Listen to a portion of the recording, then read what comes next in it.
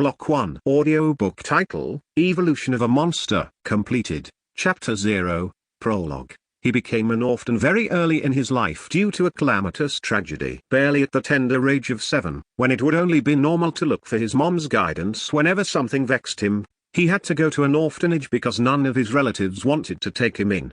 The orphanage's director wasn't a human trash that treated children like dirt, but at the same time, wasn't a sparkling example of how to be a nice person, either. Wanting to leave such an orphanage as soon as possible, he found a job and started working right after graduating from the elementary school. While resembling a very thin stick, thanks to his tall for his age height, convincingly lying about how old he actually was proved to be rather easy. Of course, on that one occasion his lies were exposed. He got chased away from the workplace without receiving a paycheck, but well, that was to be expected.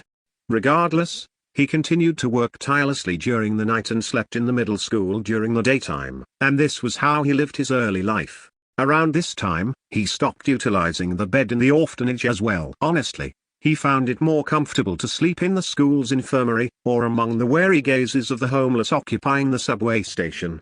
He couldn't be sure, but maybe the reason for his height remaining the same from 6th grade in elementary school probably had something to do with this unhealthy lifestyle. Whatever the case may have been, through all the rough and tumble, he succeeded in becoming completely independent upon turning 18. 4 years of back-breaking labor after that netted a total of $8,750, which sort of enabled him to rent out a single room for himself. Other people might have found this space a seriously tight fit, but for him, it was the safest and most comfortable place to put his feet up and take it easy. And within this comfortable environment, his own home, he allowed himself to have a dream of a better future. If it was under any other normal circumstances, he would have surely achieved that idyllic life he had dreamt of in the near future. Innate trait progression, 100% complete.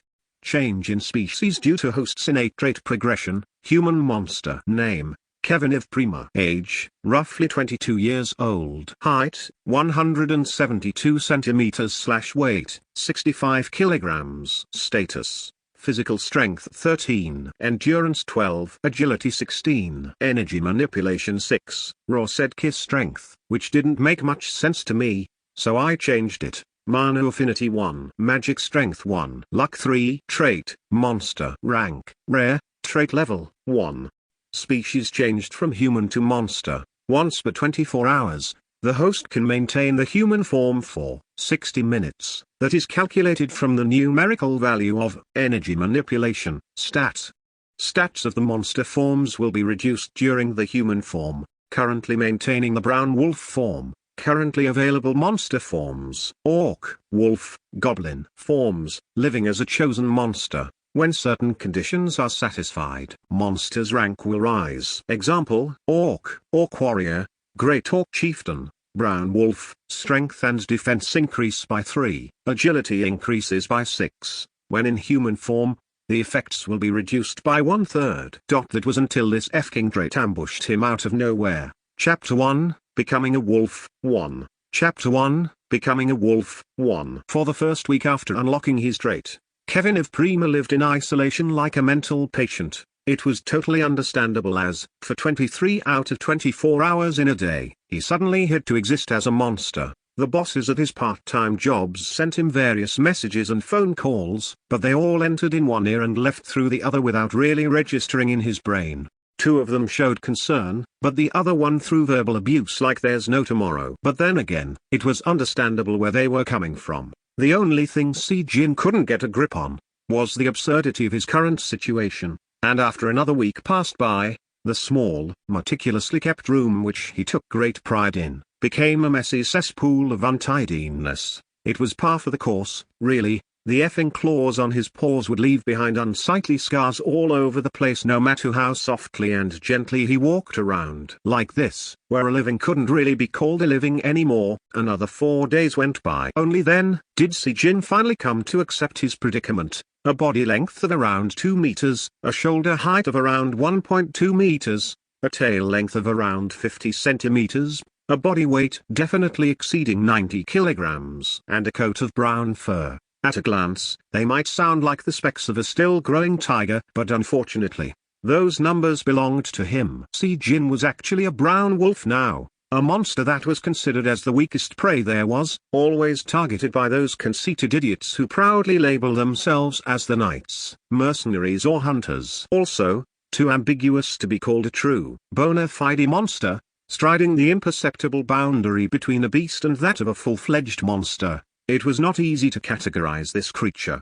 On top of being the newbie's preferred choice of hunting material, a wolf was usually massacred on sight without mercy because of the following traits. 1. There were plentiful of them like a mob. 2. They were slightly troublesome for regular citizens to deal with. That was Si Jin's form. Currently, he found it difficult to accept this initially for obvious reasons. And after finally coming to terms with it, he then realized that wasn't the end of his troubles. No. Now, he had to madly formulate plans to safely live.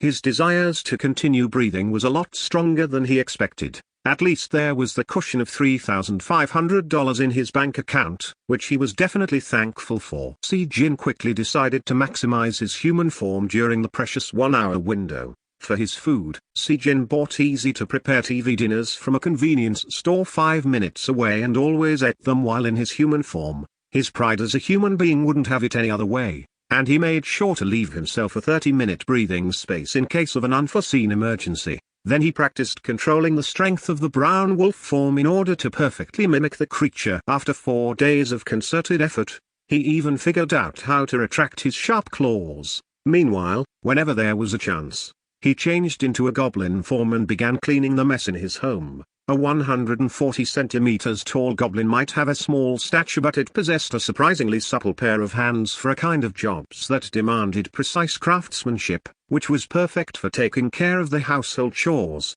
Those ugly claw marks remained here and there, but before long, Si Jin's room regained its former spotless, clean appearance. But the biggest issue still had to be solved: living expenses. Without paying the monthly rent, he was surely living on a borrowed time here. That's why he used the bracelet computer, something that was discarded into a corner of the room a while ago. Si Jin was going to search for how to start earning from home, but then stopped. As a high school dropout, with only a middle school graduation certificate, he just knew it would be impossible to find someone willing to let him work from home.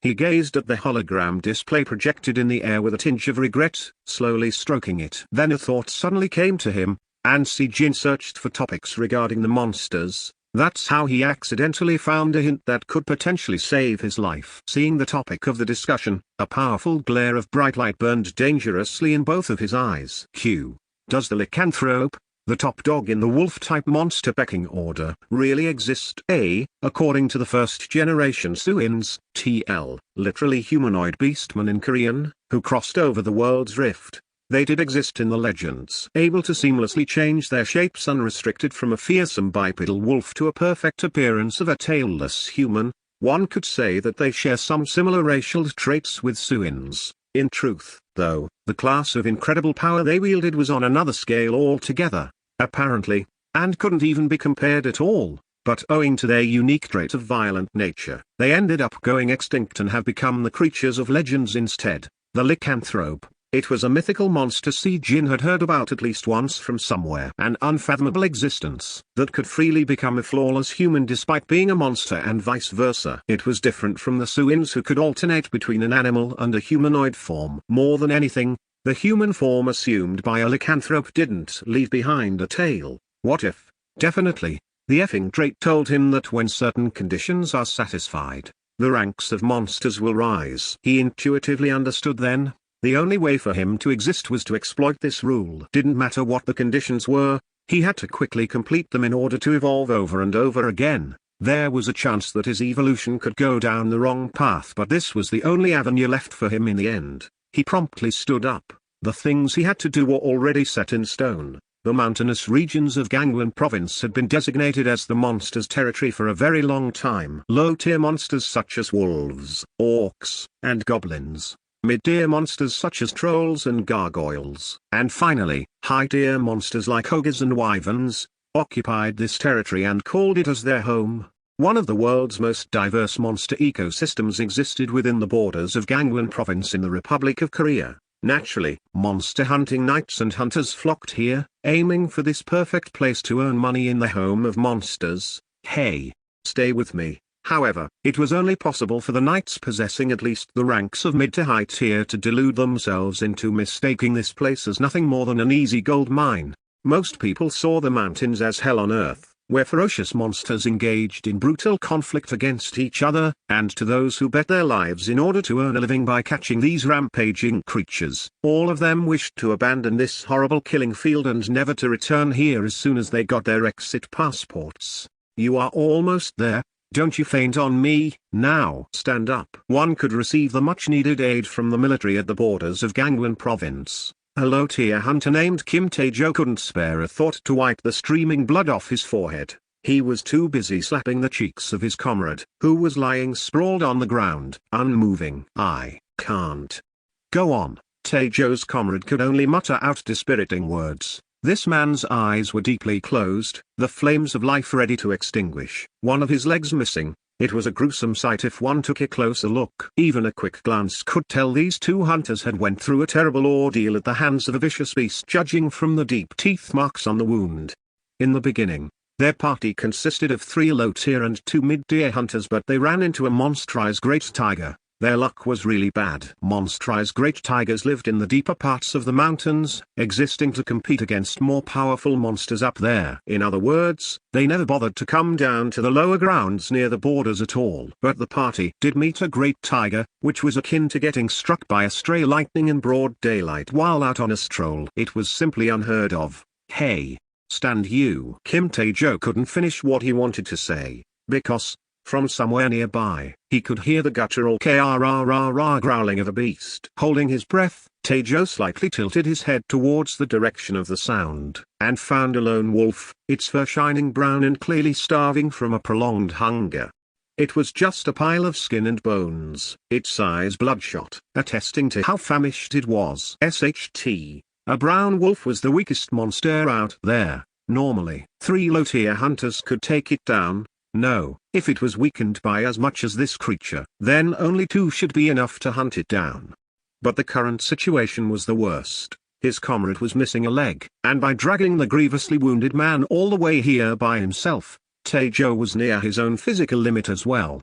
Go away, away, I say, Tae-jo desperately shouted. But overcome by avarice, the lone brown wolf continued to drool non-stop and slowly advanced towards him. It looked as if the wolf was cautiously assessing the situation of the meal that took too long time in coming. Oh, god damn it, there was no other choice. Tae-jo had to abandon his comrade and make a run for it. However, krrrrrrrng, the exhaustion from pushing himself to the limit and the brown wolf's fear-inducing growl conspired to freeze his legs. They wouldn't budge. And also, no matter how starved, Tae-jo realized that the famished wolf was still faster than him. And it wouldn't let one of the free meals run away just like that. This son of a bitch. I caught hundreds of bastards like you until now. Tae-jo swore in resignation, knowing well that his number was up. He grabbed the shotgun that no longer had any mana bullets in it. If the lady luck smiled on him, then he could land a hit in the head of the wolf and knock it out. That was his hope. Tae-jo swallowed his spit loudly. That became the signal. The brown wolf disregarded everything and kicked the ground, crazily dashing in towards him. Scared, he could no longer dare to watch and squeezed his eyes shut, and swung the stock of the hunting rifle hard. Quajeek. The noise he heard was slightly different to what he was expecting. A dull sound from a blunt impact. Rather, it was similar to a neck snapping. Tae-jo carefully opened his eyes after hearing that strange sound. Stronger bout of despair slammed into him as soon as he did that. There was another brown wolf in front of him, but this one was a giant, a tiger. Its huge body was like that of a tiger just before going through a monsterization. This massive brown wolf had its fangs deeply buried in the neck of the unlucky wolf, aiming for Tae-jo's and his comrades' lives. The size differences between these 2 wolves made calling them the same type of monster a laughable notion. Of course, the famished wolf was atypically smaller than normal, but still, Tae-jo had never ever seen nor heard of a brown wolf this massive before. God damn it. Tae-jo couldn't help but to mutter out, swearing again, being on the receiving end of such a huge brown wolf's gazes. The incredibly sharp eyes of the wolf burned in the flames of pure, unadulterated and much-deserved confidence, being stared at by such powerful, and somehow, courageous eyes. Taejo felt indescribable pressure weighing down on him. He had to accept the reality of his situation. So, this is it? Looks like this is where I meet my maker. Meeting a monsterized great tiger, then this tiger-sized brown wolf. My luck's finally become pretty dang good, isn't it? Yep, it's so effing good today. It has turned into my last bloody day on Earth. Phew, completely resigned to his fate. Taejo could only sigh and close his eyes again. Heavy rustling of paw steps teased his eardrums like a distant hammer being struck. However, no matter how long he waited, the expected agony of death didn't materialize. Confused, Taejo ever so carefully reopened his eyes. Eek! Right in front of his nose stood the brown wolf. But it was the strangest thing ever. The wolf was inserting its sharp fangs between the gaps of his fallen comrade's armor and was in the process of lifting him up. What the hell? Taejo briefly entertained the idea of this wolf playing around with its food, but had to kick that thought to the curbside on the double by the next gobsmacking actions of the creature. The brown wolf gestured with its sizable head as if it wanted Taejo to follow it, and began carrying the wounded comrade in its mouth towards the direction of the military base to the west. Chapter 2, Becoming a Wolf, 2. Chapter 2, Becoming a Wolf, 2. He's following well, thought Kevin of Primo as he took a glance at the overly cautious male hunter behind him. It was a bit of a waste to leave behind the carcass of that dead brown wolf, but Si-jin figured that little guy wouldn't be worth much as a material seeing how weak and famished it was. At most, the Korean government's reimbursement would be worth less than $440 US. He would have to derive satisfaction from knowing that he was able to help these two hunters today instead. After walking for an unknown amount of time, the exit from the mountainous region's border could be seen in the distance. A signboard near it said, "From here on, the number of monster encounters will increase." Confirming their location, Si-jin lowered the unconscious hunter, who had a faint pulse, to the ground and glanced back. Hup! The hunter following Si-jin made a funny noise as he hurriedly held his breath in fear. Feeling rather mischievous after seeing that nervous appearance, Si-jin decided to pull a prank at the scared man. KRRRRNG. Eek. Si-jin found the panicky reaction of the hunter falling on his BT absolutely priceless. Have a less dangerous life, mister. The funny reaction caused Si-jin's lips to twist upwards. He then lightly patted the shoulder of the sacred and sweaty hunter with his front paw, and stepping past, he leisurely headed back towards the forest. Left alone, Kim Taejo remained there utterly dazed for a long time. The massive brown wolf had long disappeared into the thicket, but he failed to understand what had just happened. This maddeningly weird experience. Somehow recovering from the shock, he recounted the events from several moments ago. That big brown wolf, that monster, it rescued him. Unsure of whether he was dreaming or not, Taejo sharply slapped his face. Ouch! It hurt. Therefore, it was definitely not a dream. Still dazed, Taejo's stares fixed on the direction where the mystery brown wolf had gone off to. Cough, cough. Ah, Sang-yun, can you hear me? The wounded comrade, Sang-yun, coughed weakly, breaking Taejo's dazed state. He quickly shouldered the fellow hunter and stood up. Hey, over here, Taejo shouted out aloud, and soon, he could see some sort of stirring by the guard post building over yonder by the exit. Please help. After determining the location of the desperate voice, soldiers hurriedly ran towards his direction. A relieved smile broke out on Taejo's face as he realized that he'd be able to live for another day, all the while momentarily forgetting about the dreamlike event of a wolf saving him. A spirit beast? That's right. That's the only fitting explanation for what happened. That massive size, that display of human-like intelligence. Once more, Taejo's expression became profoundly moved after recalling the event as he sipped some warm tea. But, can a monster evolve into a spirit beast? A soldier manning the border exit guard post tilted his head in puzzlement and asked, unconvinced. Spirit beasts were creatures seemingly blessed by divine spirits. They were unfathomably mysterious beings. Their physical abilities and mental prowess were greatly enhanced as they accepted the aura of Mother Nature. They were essentially different from the vicious beasts with mana that ran amok, and so, were treated differently as well. If it's a wolf, then there's a good possibility. Right now, wolves are treated like monsters because of their vicious nature, but, originally, they were wild animals to begin with. If that's true, then, wow. That's some mystery. The soldier couldn't fully believe Taejo's words. That was because, a spirit beast wasn't some common existence. For instance, The legendary creature, nine-tailed fox, was included in the category of spirit beasts. Facing the skeptical attitude of the soldier, Taejo creased his forehead while opening his mouth. There is no ifs, it's the honest truth. I really did encounter. Ah, that's right. Suddenly remembering something really important, Taejo shouted out and shot up from his seats. The recording lens. I was wearing the recording lens at the time. A recording lens did what its name implied, it recorded images reflected on the retina. Dirt poor hunters like Taejo, who could only survive day to day by earning his keep the hard way, wore this lens every now and then when going out on a monster hunt. It was for the off chance of seeing a rare monster that could be worth something. That, or if there happened to be a particularly detailed recording of a hunt, he could sell it off to make extra cash on the side, calling it educational material. Just wait a dang moment. I'll definitely show you. The soldier worried about seeing blood pour out for a moment as Taejo hurriedly began digging into his eyeball, fishing out a single lens. Here, take a good look. Aku. Around the same time, in a nearby cavern, Kevin Iv Prima in his goblin form suddenly sneezed out during the middle of dismantling a monster corpse. Sniff. He wiped his itchy nose with the bloodied hand and finished organizing the extracted monster materials before putting them away, then took a seat on a stone chair, queuing. One of the goblin's traits was unable to stay still. It was practically impossible to remain still in the goblin form as a result. Blowing his nose, rubbing his hands for no reason, making weird noises, they were instinctual habits and Sejin ended up doing them involuntarily. Sejin deeply hated this side of the goblin form, so he promptly changed back into the brown wolf form. Lying snugly on the flat stone bed, he willed the status window to appear before him. Trait monster. Rank, rare, trait level, 3.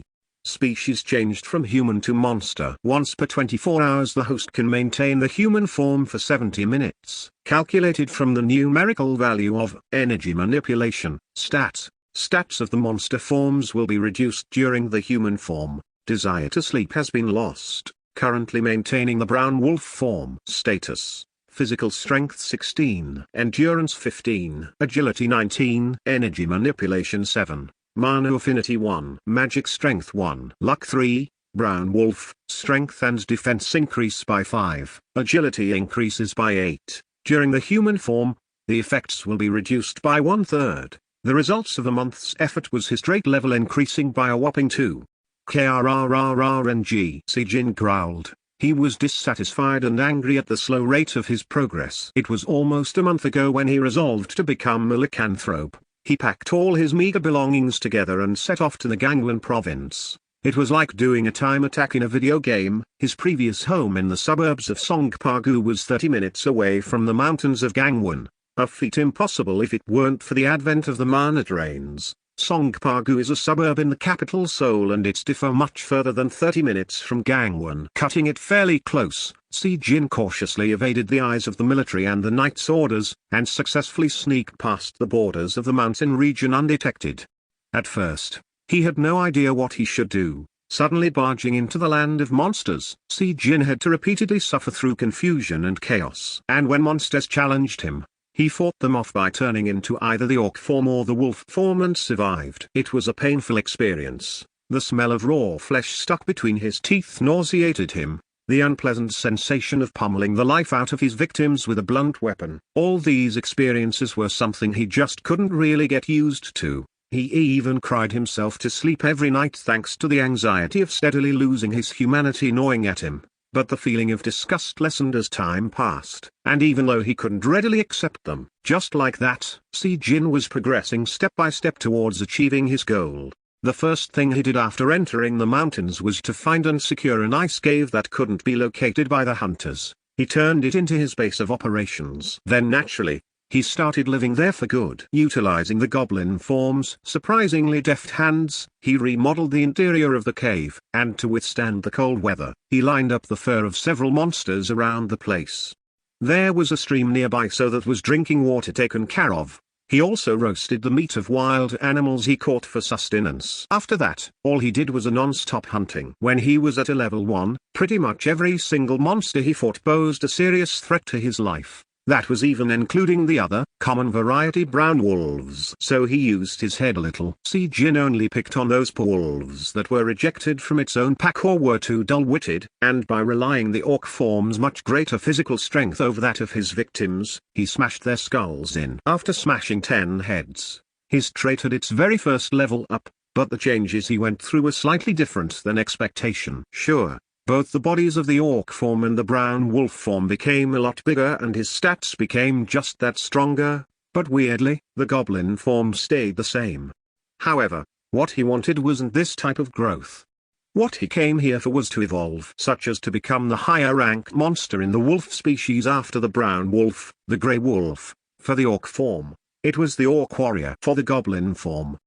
Whatever was higher up. Instead of the evolving, his forms remained the same and only the stats improved. Si Jin didn't lose heart though, and just poured in more effort. He thought that maybe he just needed to level up once more. It was disappointing, but at least the hunting became easier with his trait level being 2 now. Even if he fought against other brown wolves, he was over 1.5 times larger, and it was evident that the disparity in strength was greater still. In other words, he became the top predator in this neighborhood almost in an instant. But leveling up became increasingly difficult. From level 1 to level 2, he only had to spend 3 days and kill 10 preys. However, for level 3, even nearly 30 days and 100 kills proved to be insufficient. Frustrated, Si Jin thought about heading to a hunting ground with higher tier monsters only to give up on that idea. That was because, in the world of monsters, the difference in power between 2 tiers was like heaven and earth. It was actually that enormous. The easiest example was to compare a brown wolf to a grey wolf.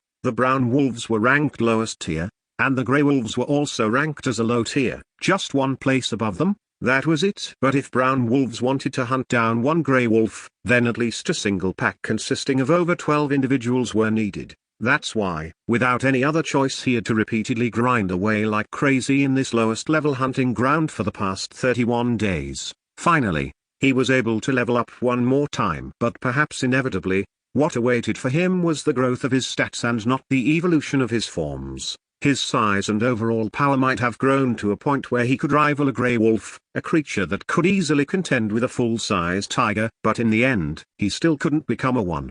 Just what is it that I need to do? An unexpectedly cute sound escaped his nostrils as he sighed in his wolf form. None of the hapless hunters would have thought he was cute though, as they would be too busy running away like scalded cats after encountering his massive brown wolf form. As he was sinking deeper into his worries, suddenly, strange texts popped out in front of his eyes. Condition complete, minimum reputation. The minimum of 100 people have engraved the existence of the brown wolf into their minds. All stats rise by 1. The grey wolf form is available for host instead of the brown wolf. All stats related to the wolf form will be adjusted accordingly. The grey wolf's sense of smell will be available during human form. Active skill status: physical strength 22, endurance 21, agility 28, energy manipulation 8, mana affinity 2, magic strength 2, luck 4. Grey wolf, strength and defense increase by 10, agility increases by 16. During the human form, the effects will be reduced by 1/3. Viewing this inexplicable change was so out of nowhere, Si Jin was momentarily at a loss for words. But after recovering quickly, using the pair of inquisitive, excessively round eyes, he ascertained the condition of his new body. Definitely, he had changed. His previously doggy brown fur had completely morphed into a new shiny, grey coat. Chapter 3, Becoming a Wolf, 3. Chapter 3, Becoming a Wolf, 3. A monster's remains could be either useful or useless for several purposes. If a monster's bones were sturdy and its skin tough, then they could be recycled as base materials for making weapons to fight against other monsters. And if the mana accumulated into the heart and became a mana stone, then that monster's carcass would be used up as the basis for creating magic and miracles. Miracles, because scientifically unexplainable magical effects could be given to people and items they wield by the so-called enchanting effect. The one tasked with the disposal of the monster remains was the government. This arrangement came about because those in power wanted to correctly gauge the situation within the monster territory and to provide the adequate response if needed, and also to prevent the greedy and money-craving private entities from potentially defrauding the knights or the hunters. but the Monster Remains Disposal through Public Enterprises Act couldn't be found anywhere else except only in South Korea. That was why this country was called a heaven for people making a living off monster remains, and consequently, there was a higher ratio of knights, mercenaries and hunters among the Korean population. 2 brown wolves. Here's the government reimbursement of $880 as well as your new low-tier hunter license. Congratulations on your promotion of rank, sir. Currently, Si-jin was inside the government-run monster store where the remains were disposed of. This was the place where the remains could be sold, the various equipment bought, and at the same time, get the administrative works done. And that was to determine the ranking of the hunters. This was directly tied to his or her current results, while the said results could be calculated via the number of monsters hunted down and killed. So, the Hunters Union handed over the full responsibility of assigning the hunter's rank to the monster store a long time ago. The rest of the remuneration amount should be deposited into the account number you have provided us with, after the final calculations are carried out. Anyways, isn't your dismantling skill really great? And the achievements you have piled up so far is also amazing. It's scarcely imaginable that you've been a hunter for only a month now. The female government worker smiled as she spoke up to hear. Is that right? Wasn't aware of it. Maintaining his expressionless face, Si-jin just grabbed his new hunter license and turned on his heels to leave. Si-jin received the title of lowest tier hunter around 30 days ago. The registering process was really simple and easy. All he had to do was to catch a single monster and bring it in, thus becoming a hunter from then onwards. After becoming a registered hunter, Si-jin decided to sell around 2-3 portions of monster materials every 4 days or so. More than that, it'd be too eye-catching and he might be seen as someone suspicious, and due to his current condition, he'd rather avoid such kind of attention with all his might. Obviously, Si-jin wasn't the only person in the entire world to possess a trait, but nobody in their right minds would believe the crazy talk of a trait changing a person from a human to a monster. It'd be more believable, instead, to claim that a monster was posing as a human. Actually, there was an incident like that not too long ago, and the new term Monster Man was coined from that very incident. 40 minutes left. This store was the closest to the monster field, but to someone like Si-jin whose very life was directly linked to the ticking clock, he still had to leave quickly. Yesterday afternoon, around 7 o'clock at the mountain regions of Gangwon province, a strange incident occurred in the so-called monster field. Si-jin's footsteps were halted by the sounds drifting from a television. The interior of the monster store was configured similarly to that of a modern bank, and for those waiting in queue, a hologram TV with absurd clarity was installed here.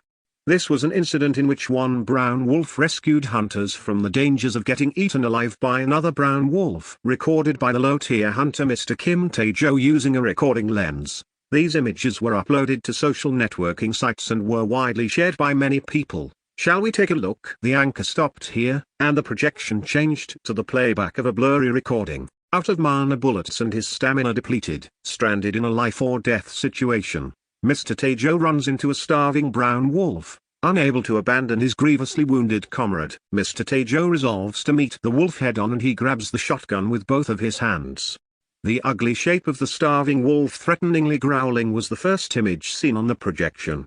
He swings the rifle with all his might, but as if he has given up, Mr. Tae-jo closes his eyes. Then the projection blacked out for a moment. When nothing happens after a passage of time, confused Mr. Tae-jo ever so carefully reopens his eyes. Now visible in sight was an image of another brown wolf, much bigger than the one before. The neck of the starving wolf that threatened the hunters was pierced by the fangs of this creature.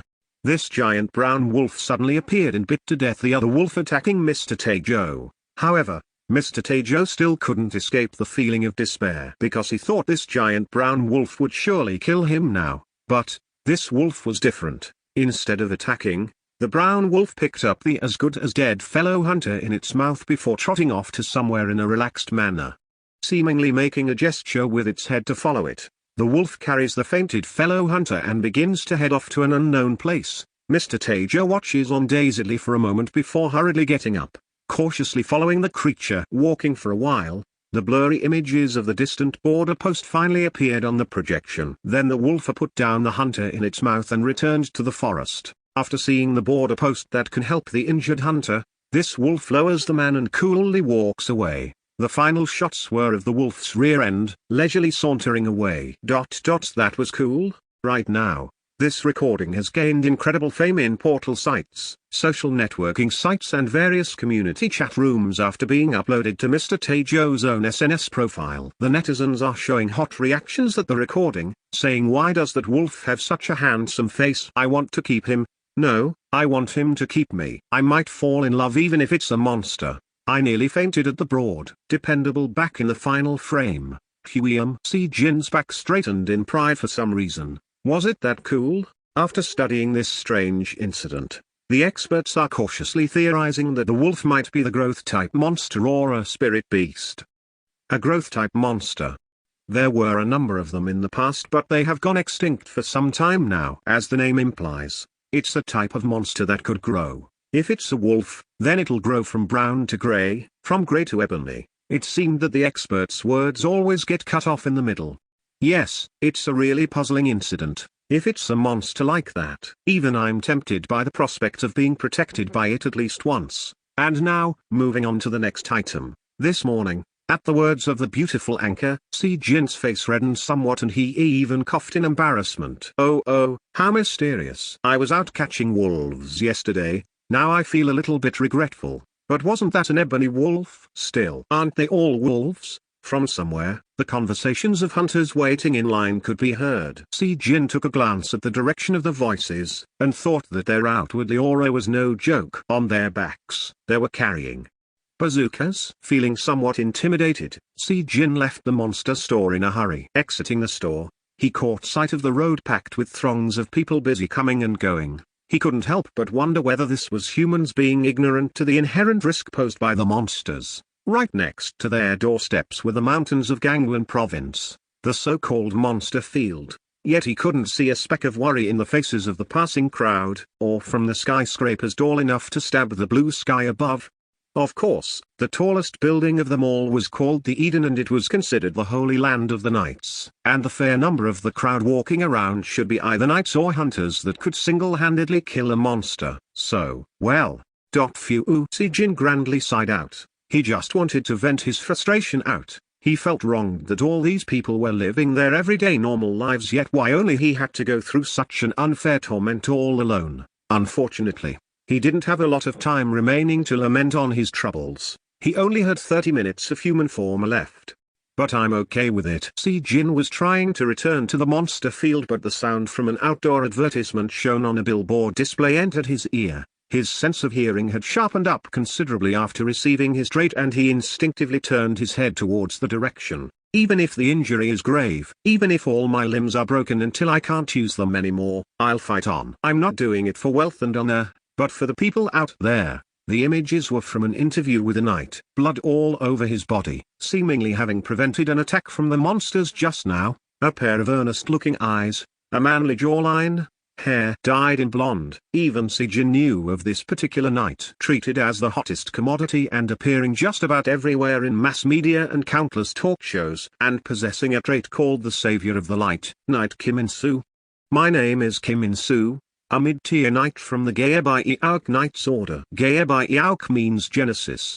Left as it is because, well, Genesis sounded too foreign. The advertisement promoting the Knight's Order ended with the images of Kim In-soo's face superimposed on top of the Order's crest. Staring at the ad wordlessly, Si Jin's chest tightened with equal parts of indescribable bitterness and emptiness. It's also a trait, but it's so different. Si Jin could only try to appease his aching heart and the deep sadness dwelling within with a grand sigh, before pitifully shuffling away. His destination was the lonely and distant, impressive mountain peak, slightly hidden from the view by the drifting fog and clouds, the monster field. It might have been incredibly dangerous there, but it was also a paradoxical place where Si Jin of now could feel most at home. Chapter 4, A Goblin's Kindness, 1. Chapter 4, A Goblin's Kindness, 1. Quickly shaking away the negative emotions that would always invade his mind whenever he went outside, Si Jin returned to his cave, one that resembled a respectable dwelling.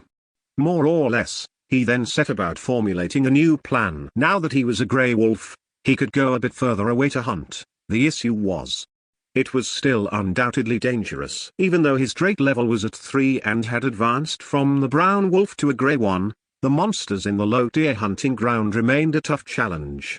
Besides the grey wolves within the low-tier hunting ground, there roamed monsters such as orc warriors, skeleton soldiers, and trolls, each of them possessing powers greater than that of a grey wolf. The reason why these wolves were acknowledged as low-tier creatures and could survive in this hunting ground was simply because they formed large hunting packs. It would have been nicer still if the orc form evolved as well. Judging by how only the brown wolf form evolved, all three of his forms, orc, wolf, goblin, must have had different criteria, specific conditions assigned for each of them. If his orc form evolved into an orc warrior, then it wouldn't be a problem to continue using the same hunting pattern for catching brown wolves. But, unfortunately for him, that wasn't the case right now. His grey wolf form possessed higher physical strength stat than that of the orc form. It means I must hunt in the wolf form. Si Jin emptied all the complicated worries out of his head and stood up to leave. Sitting here racking his brain cells wasn't going to give him answers. For now, he'd go out there and take a look-see first. He moved all four of his feet and left the cave. KRRRRRNG. As expected, the laws of low-tier hunting ground was far more dangerous than that of the lowest-tier areas. The viciously growling grey wolves with feral eyes couldn't be compared to that of the lowly brown wolves at all. If it was just comparing the body sizes, then Si Jin's current grey wolf form was 1.5 times larger than the normal ones, but... The spectacle of 6 ferocious grey wolves pouncing on a patrolling orc warrior and ripping it to shreds, was something he didn't find enjoyable or impressive to witness. Losing his motivation, Si Jin turned around and went another way. From his back, noises that eerily sounded similar to dogs voraciously chewing on a toy and a desperate, pained scream could be heard. Knowing that he wasn't on the menu for those wolves today could only give him a small sense of relief. He then headed towards the outer area of the low-tier hunting ground. This was after rolling his head around for a bit. Numerous monsters inevitably gathered around a drinking water source such as rivers and lakes, which could create a potential killing field of sorts. Because of this reason, most of the physically weak low-tier monsters that lived in groups settled down in outer areas that were as far away as possible from the said water sources. For instance, monsters such as goblins.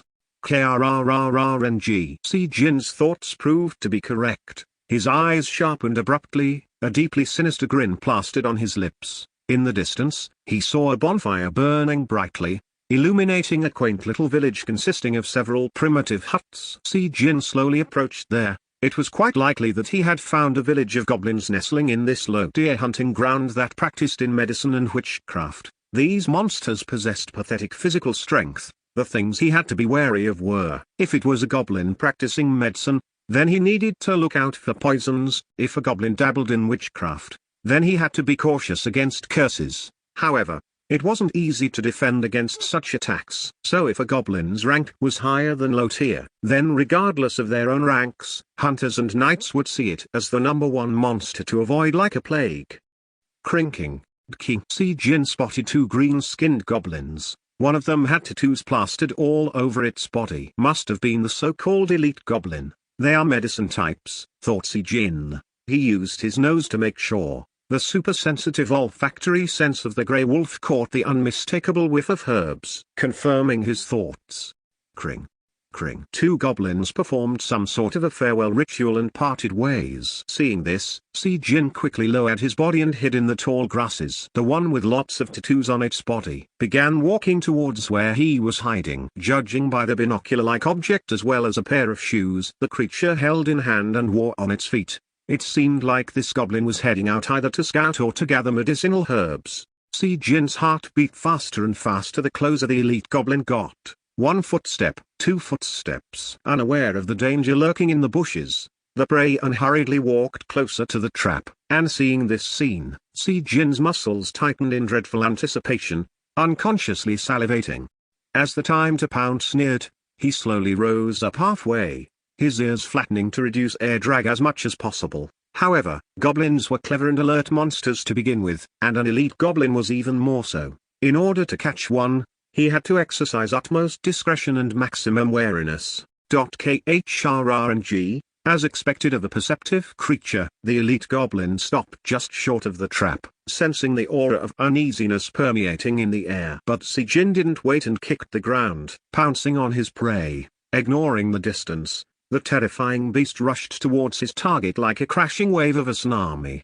It's far. It turned out, the goblin was just out of the initial reach. To make the matters worse, the creature had regained most of its composure as well. As a matter of fact, the DN thing had pulled out a primitive blowgun and was trying to shoot it at Si Jin's direction. As befitting of the moniker Elite, there was not a single shred of fear showing in its calm demeanor. All those tattoos weren't just for a show, indeed, son of a by CH. But Si Jin was far more desperate than the goblin. His desperation, fueled by the emotions of heartache and fear, pushed him past the physical limit of the wolf's four limbs, and like grey-colored tempest winds, the grey wolf stormed in and sunk his fangs into the neck of the goblin before it could mount a counter-attack. Almost at the same time, an alert window popped up as if it was a message of his victory. Complete, breaking past the limit while running, active skill Whirlwind Dash has been acquired. Instantly raises the dashing speed. Can be used in human form. Calculated from the numerical value of the current agility stat, the skill can be safely activated 2 times per day. Exceeding this amount will put strain on the body. Quajik. Si Jin broke the neck of the elite goblin while reading the pop-up notice. The dead monster's blood seeped into his mouth, past his fangs. Then another notice window popped up into his view. Complete. Traditions of goblins. Inheritance of memories. Drank the blood of a goblin specializing in medicine. Now, while in either the goblin form or the human form, the host can freely activate the elite goblin's medicinal knowledge and concoction skill. Si Jin tilted his head slightly. Was this a good thing? But since he was as good as in the middle of enemy encampment, he wasn't able to afford time to ponder this new development. Crinking. The hullabaloo raised by a beast's hunt roused a pack of goblins and they were busy heading this way. Sensing the overwhelming killing intent, Si Jin didn't even look back once as he fled the scene. The countless poison darts, obviously fired by the irate goblins, inundated the air behind him. But a grey wolf's running speed was far greater and rapid than they were. The sight of a grey wolf excitedly shaking its hips with a booty of an elite goblin dangling in his mouth while walking back to his home in the lowest deer hunting ground could easily be described as endearingly humorous, somewhat, ? But in the middle of this trot, Si Jin suddenly caught a faint but pained whimpering from somewhere. After carefully lowering the goblin down, his ears stood up sharply to listen. So weak, it might die out any second, but it was there for sure. It was a moaning of a person in trouble. There was no need to think too deeply when a human wanted to help out another human being. Si Jin picked up the dead goblin again and quickly dashed towards the direction of the dying person. After running full speed for a minute or so, he found a gravely injured figure lying on a thick grass. The injury on this person was terrible enough to make him turn his head away. He could see intestines within the torn abdomen, crimson blood spilling out, and intermittently, the whimpers managed to escape from the lips in between the bubbling red stuff clogging her mouth. Even though it was an incredibly serious wound that would have killed a person instantly. This person, a female, was still clinging on desperately. Her consciousness had abandoned her, but she kept on moaning in pain while both her hands were rolled in tight fists, as if she could not accept the fate of her impending doom. KHRRRNG. Si Jin knew who this woman was. Her race was an elf. Like human, her profession a knight, the daughter of the master of the Raven Knights Order, reputedly the strongest Knights Order in South Korea, and only a step away from accomplishing the feat of the youngest ever knight ranked highest tier in the history, some even going as far as uttering that she could be the representative of the whole nation and some outright admitting that she was the most beautiful female knight in the nation. Kim Rin, me, another Kim? There are other surnames in Korea, BTW. Also, not 100% sure of how to classify these rankings just yet. Will revise if more context is provided in the future. The claims of being the most outstanding beauty wasn't all empty talk. Tough. Even while precariously striding on the boundaries of death, Yurin's beauty still wasn't going anywhere, but the description of her stunning beauty and admiration for her personality had to wait for now. All the honor and glory could only be maintained if one managed to live. Putting down the dead elite goblin, Si Jin quickly assumed the orc form. As a giant orc, this slender woman felt lighter than a feather. So, He even hoisted the goblin carcass he was planning to discard over his other shoulder and hurriedly ran towards his base of operations. He just hoped that he could make it in time. Si-jin placed the woman down on the stone bed and changed to the goblin form. Thanks to his short height, he had to climb up on the bed to diagnose all of her wounds, and just like that, like a lie, he could tell exactly what potion he needed to make, and the ingredients necessary to make the said potion: a dream-inducing grass, jejung liquid, a scorpion grass, and a single low-grade mana stone. I've no idea what this jejung is. Left as is. Si-jin began rummaging through the belongings of the dead elite goblin. Thankfully, he found all the necessary ingredients as mentioned, as well as a mortar and pestle inside the small rucksack he'd carried on the back, and the most important item in concocting the medicine, the low-grade mana stone. He just happened to have a couple on hand. So that was that taken care of. Si-jin began implementing the steps to create a potion as engraved in his brain, dividing the ingredients in equal measure. He poured all his efforts grinding them in the mortar. When the herbs were powderized to a certain degree, he then added the mana stone and resumed grinding away. That's when the miracle happened. The solid mana stone melted into a liquid that emitted a clear blue light. As soon as it interacted with the rest of the ingredients, it didn't look any different from other emergency medicine on sale in the stores, but the effects would be heaven and earth in difference. Using the knowledge of herbs now firmly rooted in his head, Si-jin could ascertain the comparative advantage. It seemed like he made a mid-grade potion. If the widely available emergency medicine could only heal the surface wounds, then his own miraculous potion would not only mend the deep injuries but also replenish the lost blood as well. Si-jin applied some of the liquid on the woman's wounds and poured the rest down her throat, and then, the miracle began. The frightening injury on her abdomen, with the internal organs on show, slowly but surely started to regenerate by itself, and her pale complexion that seemed to indicate that death was just around the corner, regained some of the lost colors. Phew. Si-jin breathed out a sigh of relief, seeing the recovery of the woman below. Suddenly, several message windows popped up and obscured his view. Condition cleared. A goblin's kindness. Must administer a necessary aid to at least one human being. All stats rise by 1. The host can now assume the medical goblin form instead of goblin form. All stats related to the goblin form will be adjusted accordingly. Acquired the passive skill Goblin's Craftsmanship. The host will receive bonus attributes when performing all jobs related to craftsmanship, manufacturing, cooking, cleaning, healing, etc.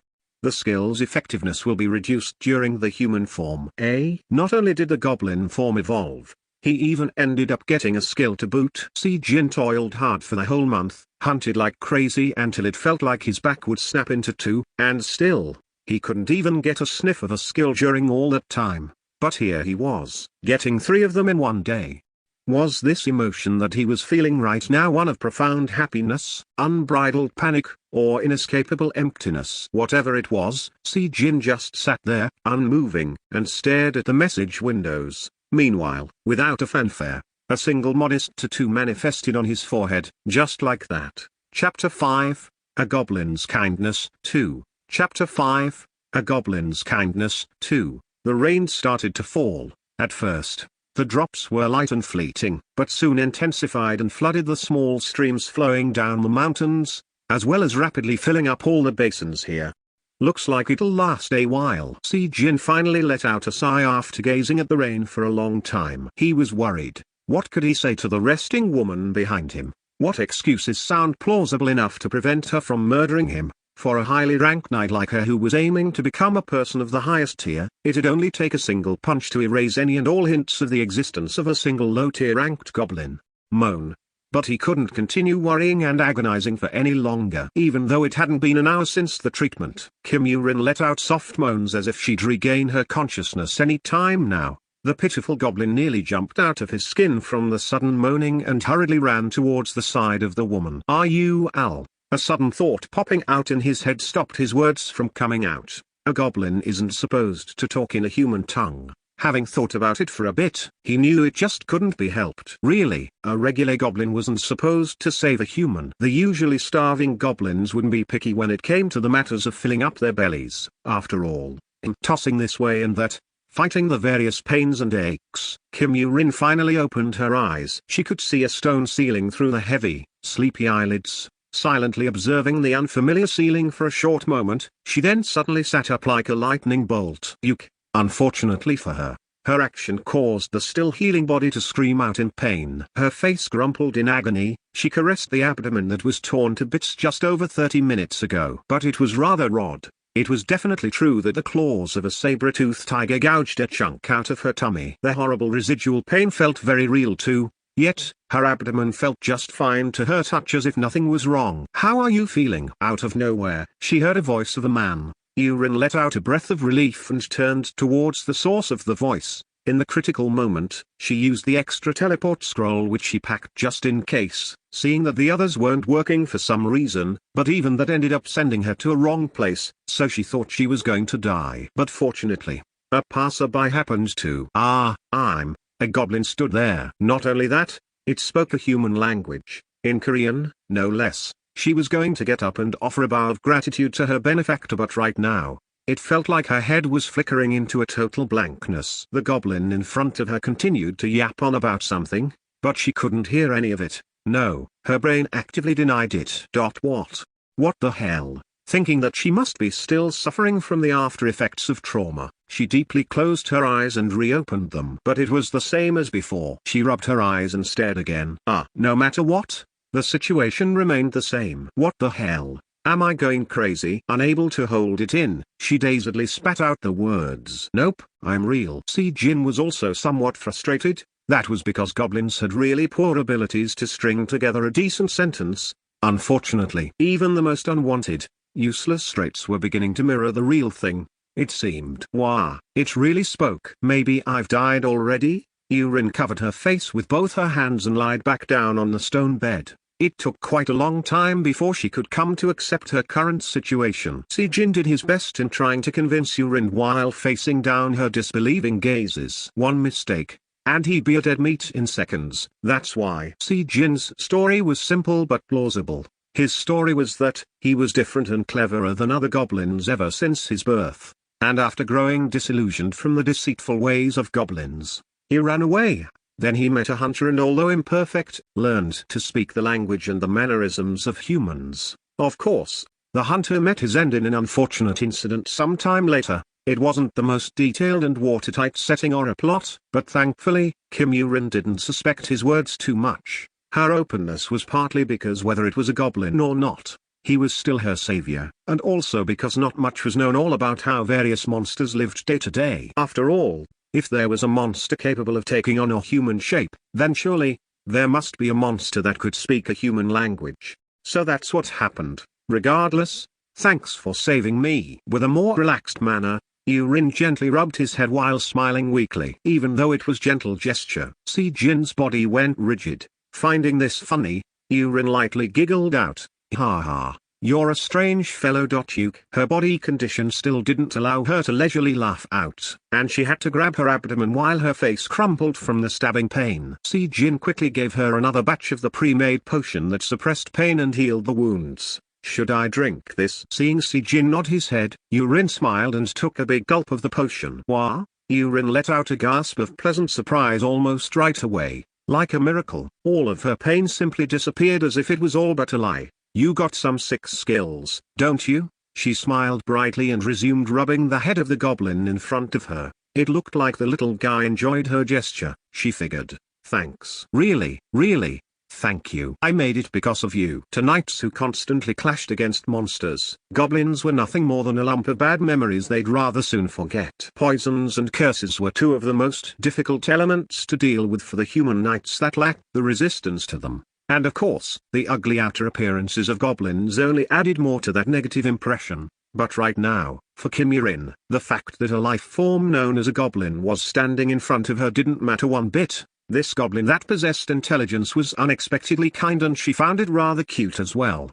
As she absent-mindedly rubbed the goblin's head, the bracelet tightly wrapped around her arm suddenly started vibrating. It seemed like the order was calling her. At a quick glance, it was likely that they were trying to contact her after she failed to return long past the end of her assignment. That's right, my assignment. Her assignment was unfortunately a failure. On top of that, she could have suffered the fate of an indescribably gory death, too. But thanks to her heaven-defying luck, She met this goblin and was able to overcome her fate. And now, this encounter had given her a chance instead. An investigation will find the evidence left behind by those who tampered with the teleport scrolls, and the two knights that shoved me into a sure death situation before escaping by themselves, Yu Jongyun and Kim Sarang. No, it's safe to assume the entirety of the second team are involved here. In just over 2 years, Kim Yu-rin's father, Kim Hyun-suk, would have to step down from the position of the Knight's Order Master after his term of office comes to an end.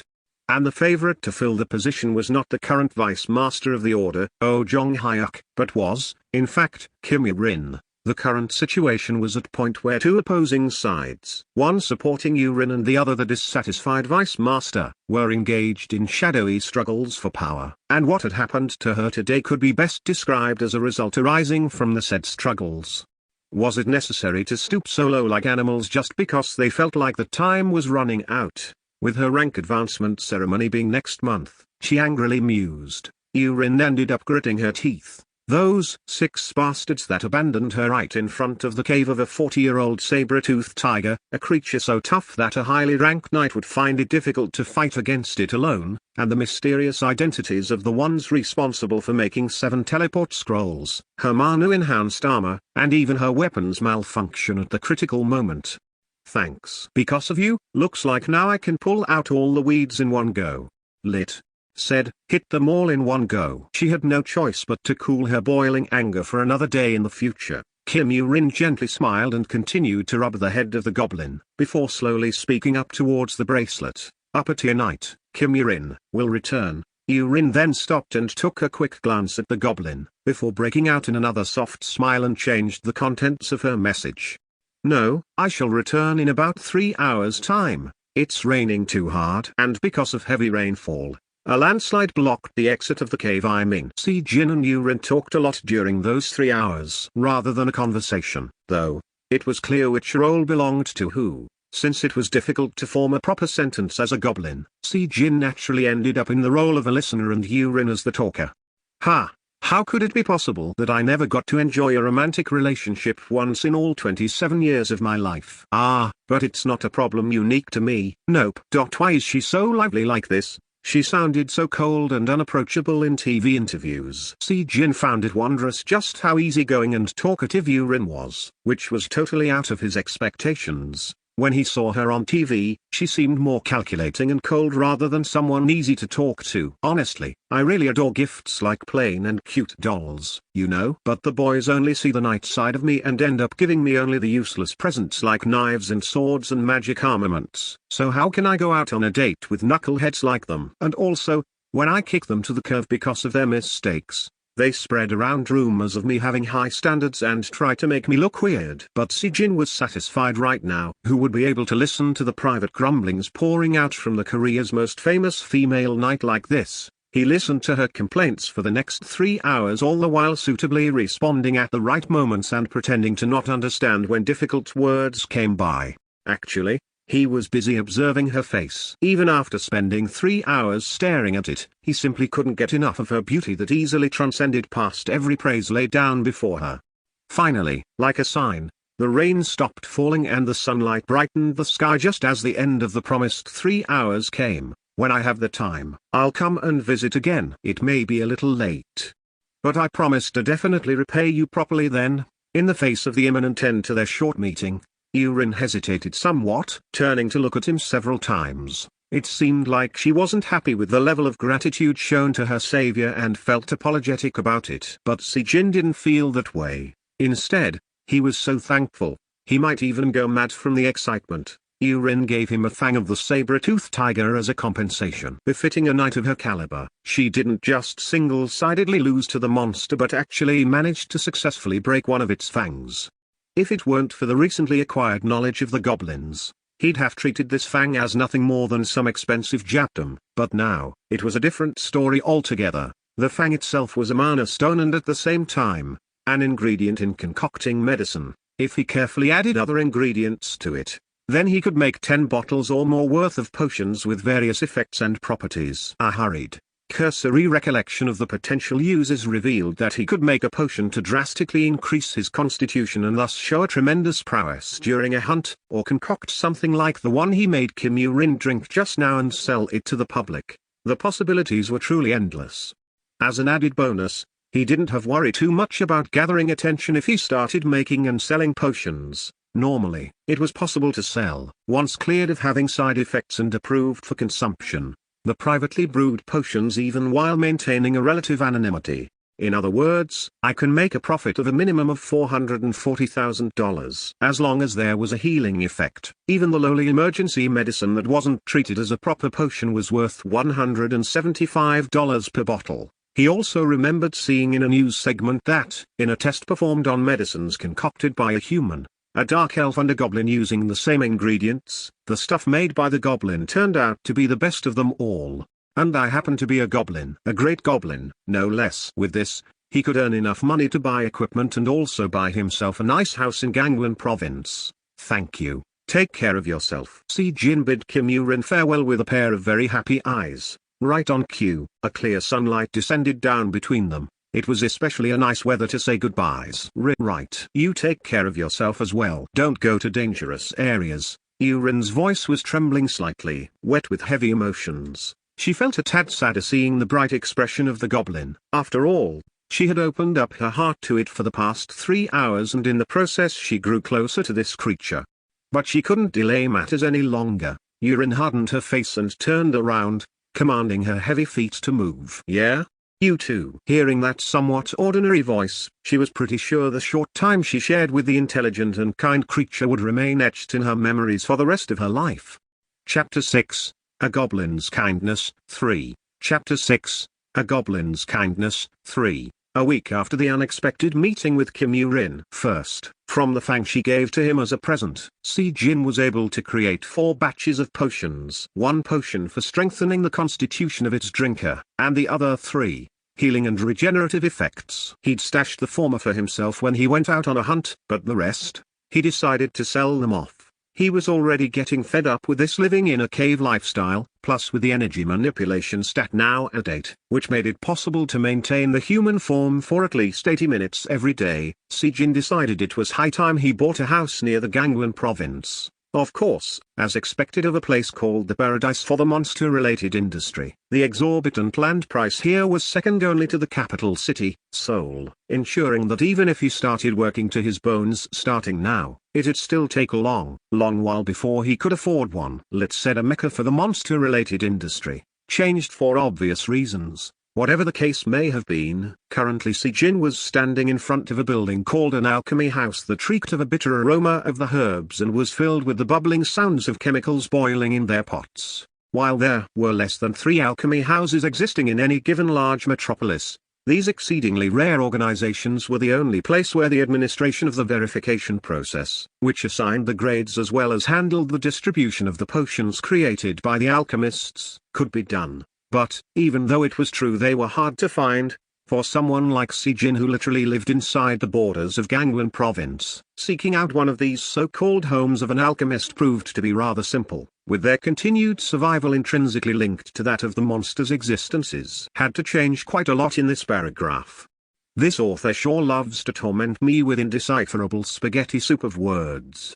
Even though he wore the robe supposedly favored by alchemists, and had the hood pulled right up to match the outer appearance, Si Jin's actions of curiously surveying the surroundings easily revealed his status as a complete noob at these sort of things. Is there something I can assist you with, perhaps? An employee came in closer and politely inquired after noticing him meandering. I'm here to sell some potions I've created. But I haven't sold one before, nor have I any prior fame. Is it still possible?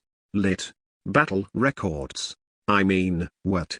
Yes, of course. Would you follow me this way, please? Didn't matter what territory or nation, the number of alchemists were always much lower than that of magicians, and consequently, they were treated as one of the most valuable human resources out there. And, even though there was this whiff of a newbie coming off of Si Jin, his word and posture were undoubtedly that of a real alchemist, so the male employee made sure to remain courteous while guiding him.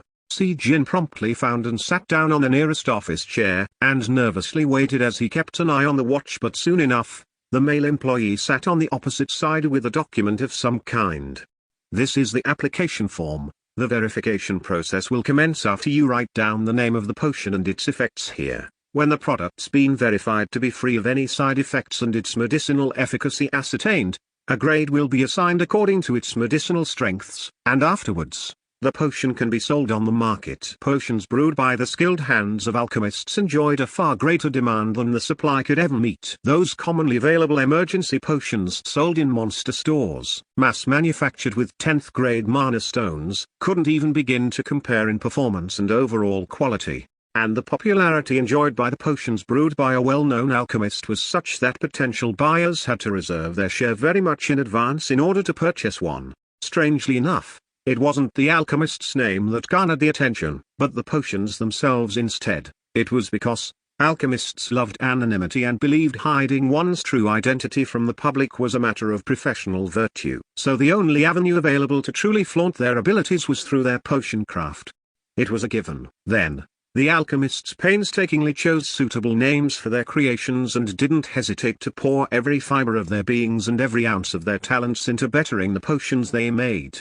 Of course, the rumor on the street was that for those famed alchemists who had already achieved great acclaim and were well known throughout the world, they could afford to just deal directly with the masters of the Knights' Orders and the CEOs of the corporate worlds. If you wish to keep your identity hidden, please check that box labeled anonymous over here. Si Jin unhurriedly jotted the words down on the application form for the potion's effects. Healing and regeneration. All of a sudden, the body of the male employee trembled noticeably from the shock as he took a sideways glance at the contents Si Jin was writing down. When Si Jin glared at him questioningly, the employee scratched the back of his neck and sheepishly made an excuse. My apologies, it's because regeneration is quite a rare effect. To clarify, did you mean regenerative recovery of the wounds? Instead, usually, a potion will be graded lower mid-tier even if the regenerative effects prove to be minor. And on top of that, there is also a healing effect as well. As long as there are no side effects, this potion will be graded as high. Surely, many Knights' Orders and hospitals were getting concerned at the shortage of high-grade items lately.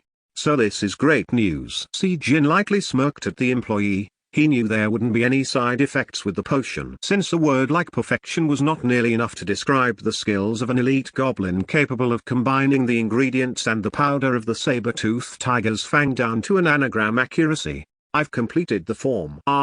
Thank you. Just in case, have you brought along a sample of the potion? The employee asked Si Jin as he handed over the form. Well, rather than what you'd call a sample, I've got the finished product here with me. Si Jin produced a glass bottle containing the potion from the robe's pocket. A clear blue light emitted from the liquid inside and the small area around the bottle glowed softly as a result. In that moment, the male employee became completely speechless. After a lengthy deliberation brought on by the indescribable beauty of the potion, the only thing he could do was to swallow back his saliva, hard. There was just no way a novice alchemist could concoct a medicine that had both the effects of healing and regeneration, but there could be no doubt as to what this clear blue liquid emitting the brilliant glow was. Even without testing, even without assigning it a grade, this could only be the healing and regeneration potion. Please, wait a moment. The male employee quickly recognized it as an item he was not qualified to handle. A value of a potion with healing effects was higher than other variety of potions. Obviously, people with jobs fighting back the tides of monsters, hunters, and knights, as well as the civilians occupying regular positions would have found such potions quite a necessity. Sorry, but I don't have much time. Unfortunately, he just couldn't afford to delay any longer, so Si Jin stood up to leave. Seeing this, the employee went into a full-on panic mode and he quickly grabbed Si Jin's shoulders and made him sit back down. Wait a moment, please. Just one moment. The manager will. The employee was desperate in his plea. In reality, the alchemy houses were actually high-stress organizations dyed in the colors of cutthroat competition and the pursuit of the robust bottom lines. to be in a better position to receive the financial assistance. The 20-odd alchemy houses spread throughout the country were engaged in a bloody war of results, and the matter of which potion came out of which house located in which province played the most important role in achieving the best results. In the situation where a quality potion came up for sale, then the house would occupy a more favorable position when the inevitable petty squabbles should break out between the Knights' Orders and various other institutions that wanted the potion for themselves. That was why the employee was adamant about keeping Si Jin here, but he was firm with his reply. You don't need more than a few drops for the verification purposes, so I shall leave behind 3. There shouldn't be a problem for me to return at a later date after the testing process is finished. Yes, that is true. But, wait, the stamp. Did you already stamp your jajang on the form? A jajang is literally a finger stamp. Can't think of an English equivalent, and it's not really leaving a fingerprint, so the alchemists wishing to stay anonymous were specially managed through their jajangs. So, while most employees didn't know of the name nor the face of an alchemist, they could still tell which potions were brewed by that particular person. Yes, I did. I saw the blue-colored number 30,437 spreading out on the form. That number meant that his application was 30,437th for this particular alchemy house. Seeing that there were less than 1,000 variety of potions on the market, there was no real need to ask just how many aspiring alchemists out there had to taste despair during the grading and verification processes. Yes. In that case, please promise me to come and visit us later on, that you'll return to us. The employee bowed down and shouted out aloud. It was loud enough to reverberate around the interior and caused the surrounding gazes to focus here, but to those familiar with how the alchemy houses operated behind the scenes, it was only at the level of yet another day at work. Ah, yes. Well, do you have a preparatory bottle for the samples at hand? At his words, the employee hurriedly moved to find a sample bottle, and Si Jin left the alchemy house after leaving behind precisely 3 drops worth of his potion inside of that tiny little glass bottle.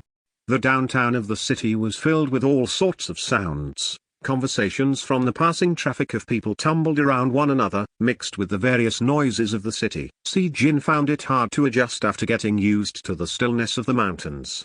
But even among this jumble of sounds, there was this one voice that attracted his ears especially so. Knight Kim Yurin, there are only 2 weeks left until your highest tier Knight Ascension ceremony. How are you feeling right now? The sound was coming from a wrist-mounted hologram TV displayed in the electronics store, the projection showing an interview performed by a reporter with Kim Yurin. Not too bad.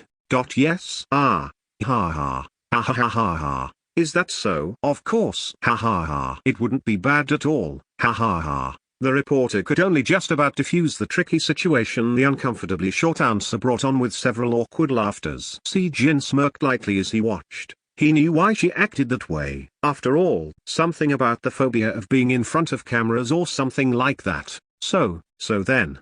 Let's proceed to the next question. Ah, yes. After being voted number 1 as the most beautiful knight by the male counterparts, can you please tell us how you feel? The reporter forgot the rest of his question momentarily after he got properly sucked in by the infinitely clear gazes of Yurin staring at his face. It might have been an ordinary gaze in truth, but her beautiful face made it seem much more extraordinary than it really was.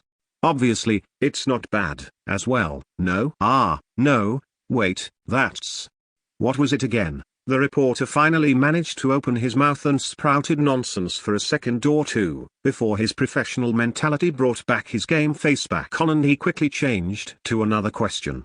Ah, that's right. Can Miss Yurin enlighten us to what your ideal man entails? It's just that several hotly trending male knights have all chosen Miss Yurin as their ideal partner, you see. An ideal man. Yes. Yurin thought deeply for a moment, before breaking out in a grin. It was short, but stunningly beautiful enough to dye not only the projection but the entire grey street surrounding the store with brightness. The reporter was lost for words again, while Yurin replied with that dazzling smile still on her face. I prefer a man that's like a goblin. Yes? What do you mean by that? Except that he'd have to be intelligent and kind. In other words, a goblin that's both kind and skilled. The reporter ended up interpreting her words that sounded unrealistic as something like no ideal man for me out there, or such. Yes, of course. Thank you for your candid replies. As expected of the youngest ever highest tier knight, the qualities for your ideal partner are indeed very unique. But Si Jin was different. He stood there staring at the image of Kim Yu-rin for a long while with a huge smile on his face, before entering the shop properly. Welcome Tilda. Yeah? How much for that wrist hologram TV? Oh, wait, will it work even deep inside a cave up in the mountains? While the employees of the alchemy houses were mostly the specialists who gave up walking the paths of alchemy midway, the roles of managers could only be filled by the actual alchemists. An alchemist had to register a minimum of 3 potions in the bestseller list in order to either open up an alchemy house or to sit in the apprentice position of a master. The dark elf alchemist Hazeline, who rose to the alchemy house manager's seat at a young age of 31, was currently making an unreadable expression on her face as she examined the sample potion left behind by the mysterious visitor earlier today. Hey, why am I even looking at this? Hell, this doesn't even need to get verified, either. At the very least, it's a mid-grade. And at most, a high grade. It's been a while since I saw a potion this bright and clear. And like a schmuck, you sent away the guy who brewed this by saying that you needed to test it? My apologies. I have no excuses. Oh well, at least, with him leaving the sample behind here, the possibility of us doing business together is rather high, so no need to apologize. Anyhow, what's it called? That is. It's a little strange. The male employee hesitantly checked the application form Si Jin wrote, but in the end, stutteringly read aloud what was written on the paper. A goblin's kindness. That's the name of the potion. So, a confession time. The author keeps saying high, mid, low and stuff like that while describing the tiers, rankings of the knights and hunters, potions and monsters, but hasn't really provided a context to go with them so far. I did a quick Google and lo and behold, the word used to describe what Kim Yu-rin's ranking was, which literally means highest, superior knight, actually was the Korean-led term for the Protoss High Templar from the StarCraft games. You know, that one Koreans all go mad over. So, should I rename all of the knight rankings to that of Protoss system? What about that of the hunters and monsters? Chapter 7, A Heavenly Gifted Hunter, 1. Chapter 7, A Heavenly Gifted Hunter, 1. It was an ordinary afternoon, and just like any other day, Si Jin came to the monster store to unload the monster materials when, out of the blue, the lady government official demanded to see his hunter license. Here, please take this newly issued hunter license. After the official did this and that with the new card, he noticed that there were new and different words from before added to the front of it. The Heavenly Gifted Hunter? What is this? Si Jin asked, his head tilting slightly. That is what you call a title. It's just a nice, simplified way to describe your current set of abilities. Didn't you bring in monster carcasses worth 23 creatures within your first month as a hunter, Mr. Kevin Prima? Because you satisfied the conditions, a prefix was added to your job description. Overflowing with a great talent. That's what the title Heavenly Gifted means. It's really a rare and wonderful title, you know. You can't receive it if you've been a hunter for over 6 months, and also, the Knight's Orders actually do prefer this title over the likes of the seasoned pro or the distinguished individual. The latter one was something called I've no idea what this is, and Google was no help either, so, I made stuff up. Oh well, the government official explained with ardent fervor and zeal, but Si Jin showed little interest as he lightly nodded his head. After all, this wasn't a very helpful tale for someone like him who could only maintain his human form for 80 minutes a day. Thanks, I guess. Wait. When Si Jin turned round to leave, the government official shot up from her seat and lightly held onto his sleeve. As he frowned and stared at the official with questioning eyes, she quickly pushed forward a paper at him while her cheeks reddened in a bashful manner. This. Please take a look at this. A government official's trying to sell me something? Even though Si Jin was slightly speechless, he ended up finding the shy female official twisting her body in embarrassment, objectively speaking, rather adorable in his eyes. There was still 66 minutes left. What am I reading here? He asked out aloud as he checked out the writings on the paper. The large words Public Recruitment for Hunters by Paperback Knight's Order were written on top, and below that was some fine prints detailing what's what. Paperback is a government-owned Knight's Order with its headquarters located in our neck of the woods, and currently, they are looking to hire capable hunters. Of course, it's true that only the ranks of mid-tier or higher can possibly apply, but, I'm sure that Mr. C. Jin's title will receive a favorable consideration in this case. Besides, the plan was to upgrade your ranking to low mid-tier or higher as soon as Mr. C. Jin satisfied the required amount of hunting experience. You see, to clarify, the widely accepted definition for a low mid-tier hunter was can hunt a low-tier monster if 3 people with similar skill sets gather, and for a low mid-tier knight, it was the exact opposite. Can deal with more than 3 low-tier monsters at the same time, alone. That's why C. Jin's existence was a little, very special to the eyes of this lady official. In most cases, hunters formed parties of 3 or more when moving about. Yet here was a man that always came in alone, and always left by himself as well. Well, are you interested in taking this opportunity? If you want, it's possible to apply right here and now. Mr. C. Jin will be accepted right away when you submit your application, I'm sure of it. In the past, hunters with the title Heavenly Gifted all got scouted by the famous Knight's Orders even before they've been active for less than a year. Heck, some even went and converted their professions and became knights in the end. She became slightly desperate and her grip on C. Jin's sleeve got a little stronger. He was going to decline right away, but then, he found it a bit regretful too, looking at the lady official's round, clear and sparkling eyes. It was a sight of a woman actively pursuing him, something he had never experienced before in his life yet. A man's worth was indeed judged by his abilities, thought Si Jin. To see a cute woman, a well-paid government employee to boot, acting so aggressive like this, it was indeed a mystical yet somewhat difficult new world for him to tread in. If it weren't for his trait of being a monster he wouldn't even have a chance to do so. But at the same time, he couldn't really go around boasting his achievements either, precisely because of his condition as a monster. Is that so? When Si Jin's lips wiggled and formed an indecipherable smile, she mistakenly thought the talk was proceeding swimmingly, and so she smiled happily and added a bit more to the sales pitch. Yes, of course, by the way, there's a favor I'd really love to ask you related to this. It was right at this moment Si Jin swallowed that mysterious smile back down. His intuition, forcibly cultivated by being subjected to many painful things at a young age, went off like an alarm bell in his head. It said, don't listen to the rest, just leave as soon as possible. So, when you are recruited, please, would you mention my name, Kim Hae-jin, as the person who recommended you? What there? Wait a second, please, just a second, Mr. Si Jin.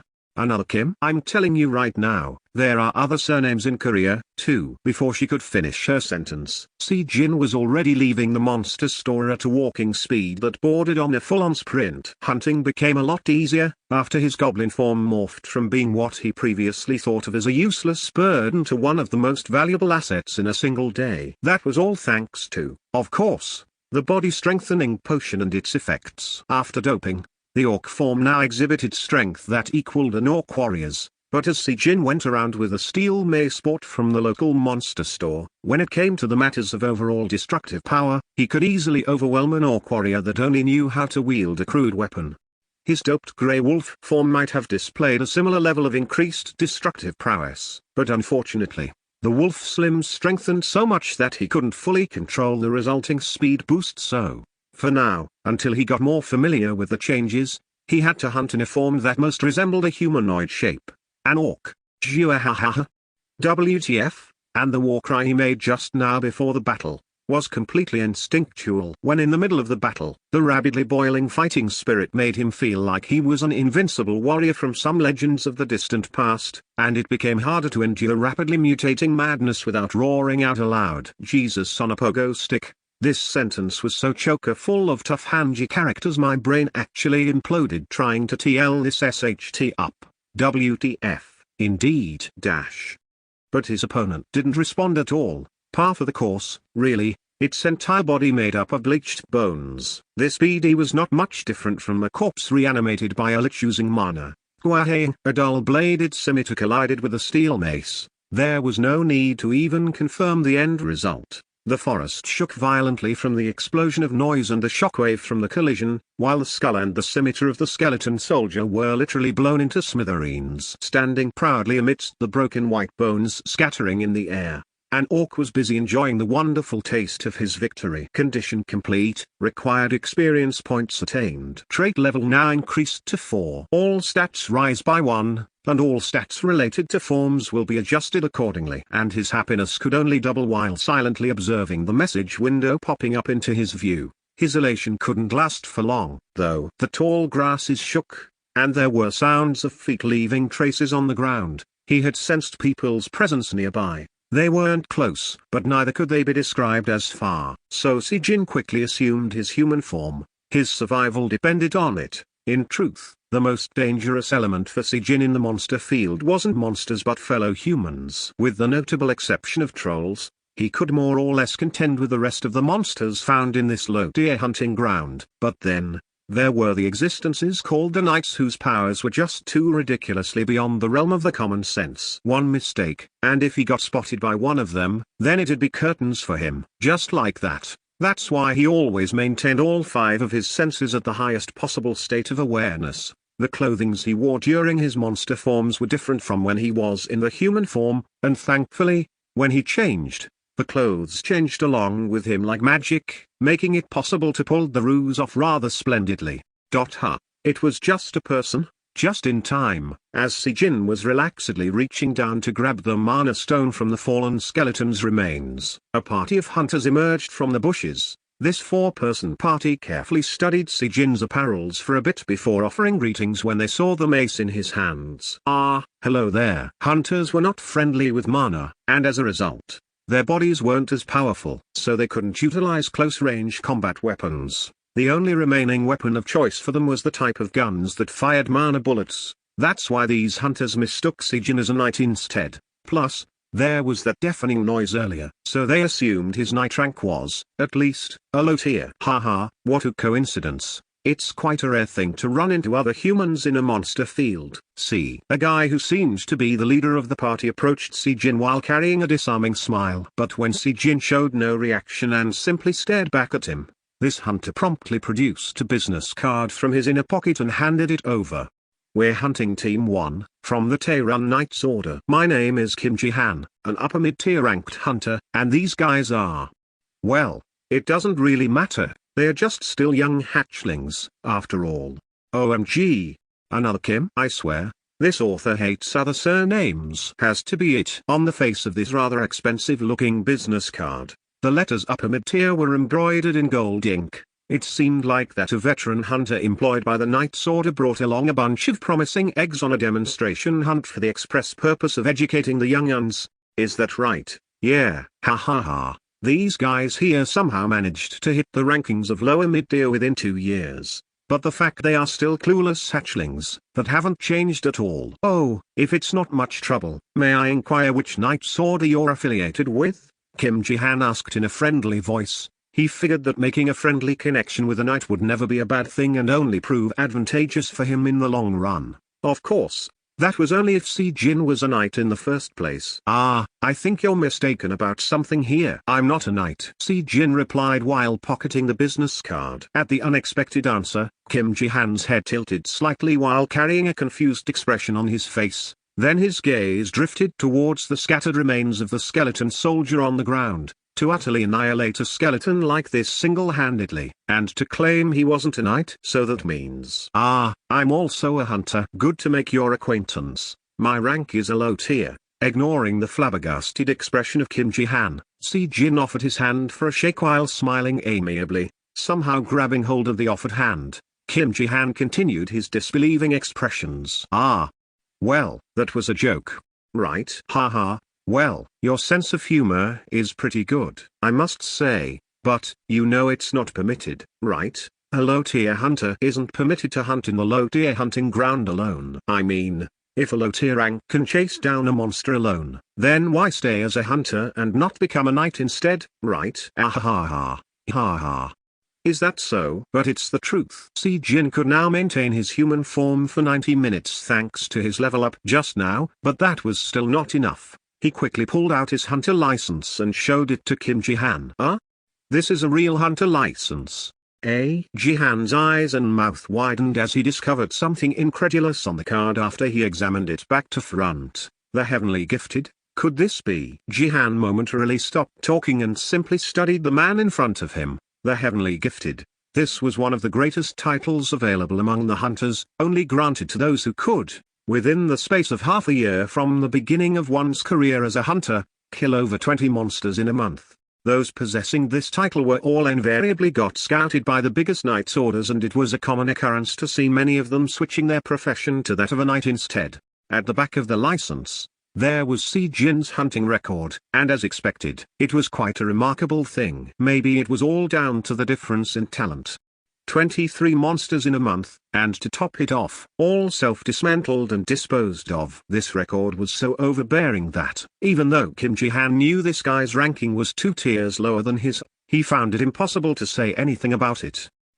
As Kim Ji-han studied the license some more, his eyes lit up brightly all of a sudden. He finally noticed the space for affiliation was blank. Regular hunters hunted in either one of 2 ways. One was to form a temporary party with other hunters, and the other was, like Kim Ji-han here, to become a hunter employed by a knight's order and hunt in a designated team.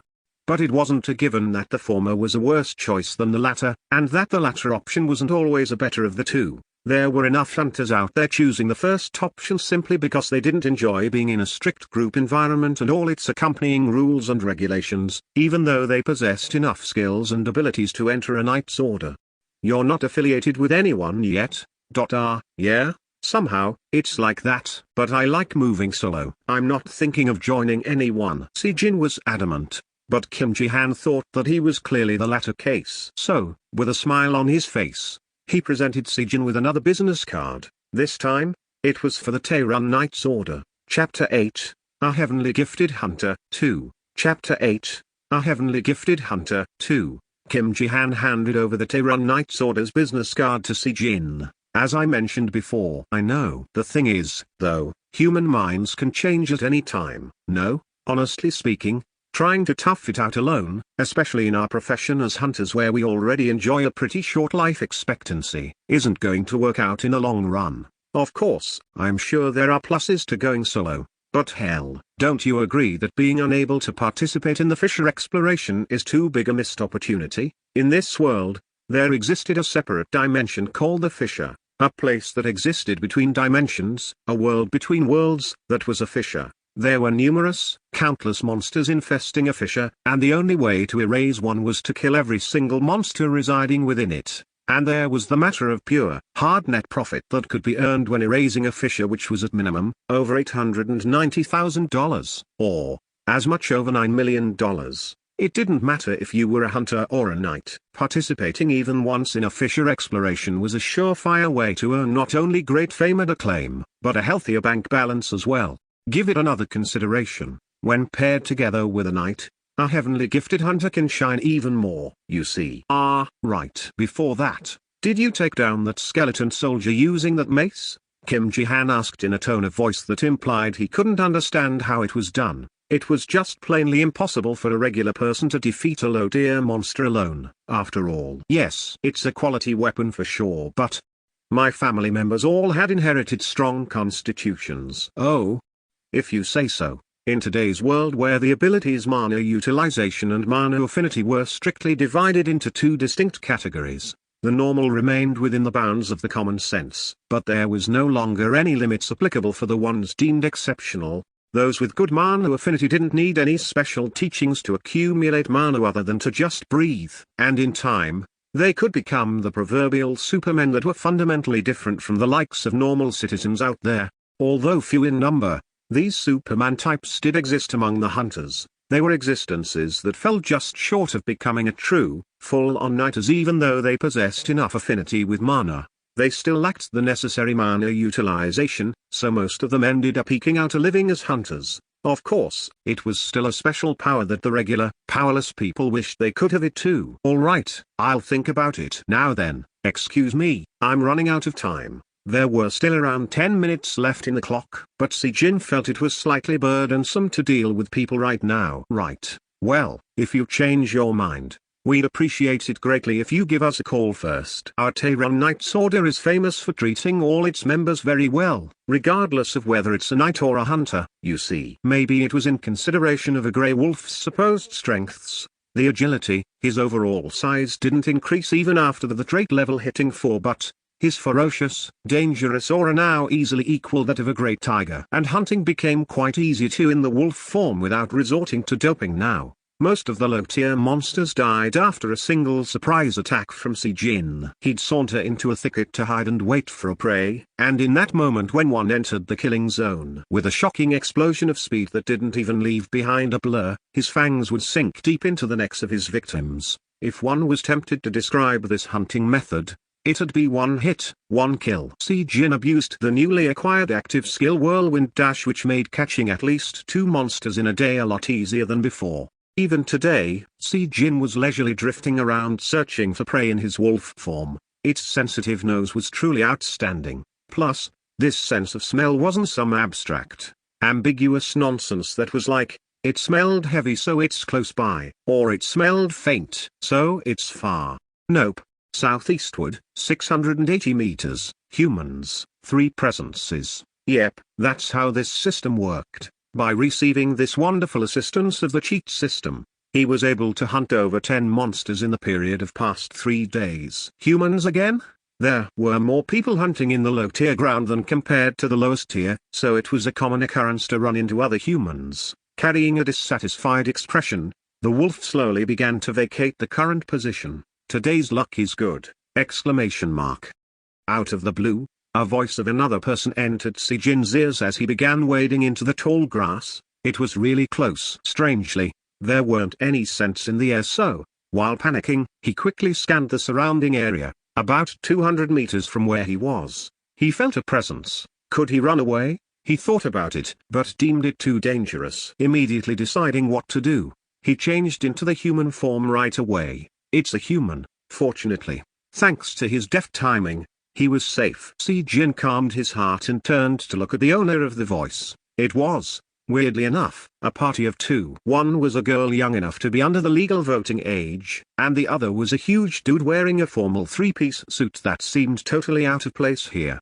Well, hello there Tilda. The girl studied the lone Si Jin in curiosity for a bit before greeting him with a little nod of the head and slowly got closer. My name is Yu Si Young. Hello to Knight. The bob-cut hair that came down around her neck, a straight nose and a pair of intelligent A's. She should definitely be a teenage girl when considering only her young face, but the slick, urbane aura she gave off made her seem much older and experienced.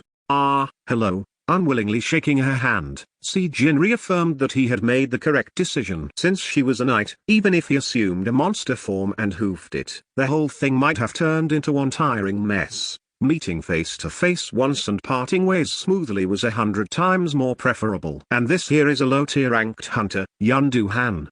How do you do? It's nice to make your acquaintance. I'm named Yundu Han, a low-tier hunter. As the man bowed his head, Si Jin's face dropped slightly in amazement. Yundu Han's looks and the get-up all made him look like a highly ranked knight or some such. But in the end, he turned out to be some measly little low-tier hunter, of all things. Were you in the middle of a hunt? Your stealth skill is seriously incredible. And I don't see any special equipment on you, even. Yu Si Young scanned Si Jin from top to bottom, and sent him a compliment in a soft voice. Nowadays, networking and making connections in a hunting field were seen as more important than the whole graduated from the same school, came from the same neighborhood shtick, which Yu Si Young was acutely aware of. Of course, there was that unwritten rule of how the potential person's making connections needing to possess outstanding abilities first. But here, unknown to himself, Si Jin had passed this young girl's initial test. Yeah, it's better to erase all traces of yourself when tracking a prey. Like the way you have erased your scents. As soon as Si Jin eyed her bracelet and spoke, she let out a soft cry. You've got a pretty sharp eye, there. By the way, I still haven't caught your name as yet. My name is Kevin of Prima, a low-tier hunter. As soon as he finished speaking, her body shook for a very brief moment, and then, with her head slightly tilted in uncertainty, she began questioning him with a voice that was a degree colder than before. Is it okay for a low-tier to move alone like this? I'm still alive. So yeah.